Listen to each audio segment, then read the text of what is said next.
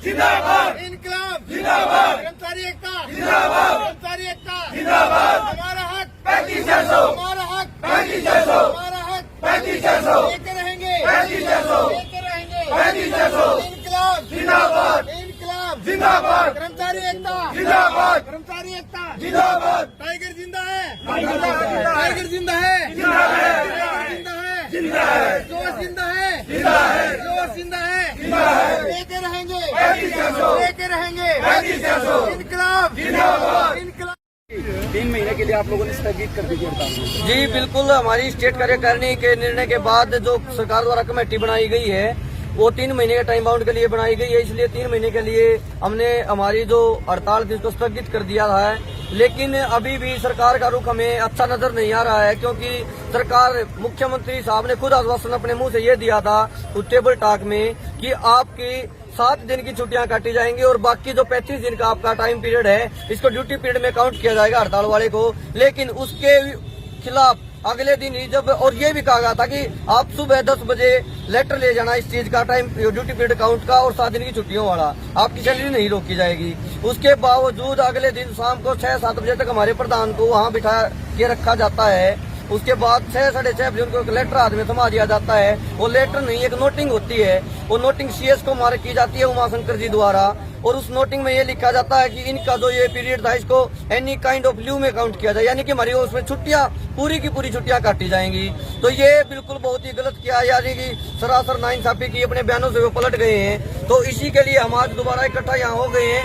3 महीने के बाद तो हमें फिर वो आंदोलन छेड़ना ही है अगर सरकार उस पर कोई कार्रवाई नहीं करती। लेकिन उससे पहले सबसे इम्पोर्टेंट हमारे लिए हमारा ये जो ड्यूटी पीरियड है इसको काउंट करवाना है, इस हड़ताल पीरियड को। उसी उपलक्ष्य में हम इकट्ठा हुए हैं। अगर सरकार 2 से 3 दिन के अंदर हमारा वो लेटर नहीं निकालती ड्यूटी पीरियड का, तो हम वापिस इस आंदोलन को दोबारा छेड़ देंगे और हो सकता है फिर दोबारा यहाँ तो ये पूरे हरियाणा में किया जाएगा फिर से आंदोलन? जी, ये फिर पूरा हरियाणा में किया जाएगा, पूरे हरियाणा में ये आंदोलन फिर से किया जाएगा। अगर ये नहीं होता, अगर ये सरकार अपने द्वारा जो मुख्यमंत्री द्वारा जो बात कही गई थी खुद अपने मुंह से, अगर वो इस बात को पूरा नहीं करते हैं तो फिर हम मजबूर फिर दोबारा हो जाएंगे इस हड़ताल में यहाँ टेंट लगाने के लिए।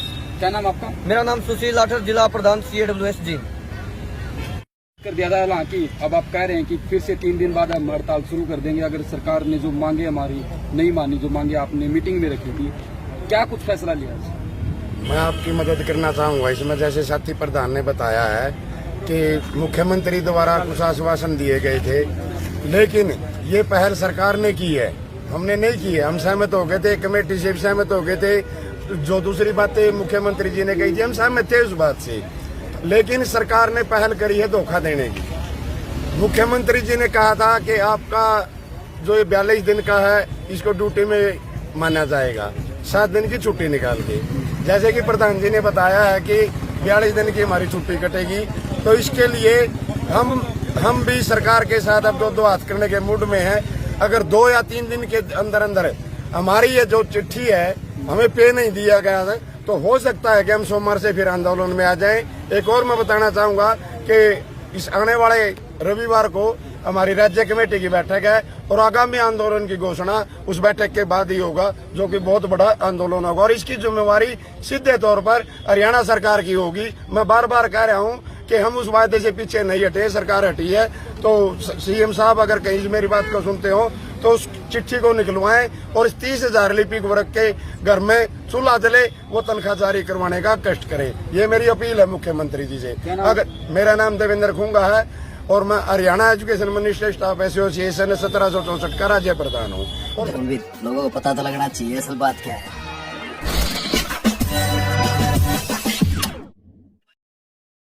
Like, share and subscribe this channel, and don't forget to follow my account on Instagram also.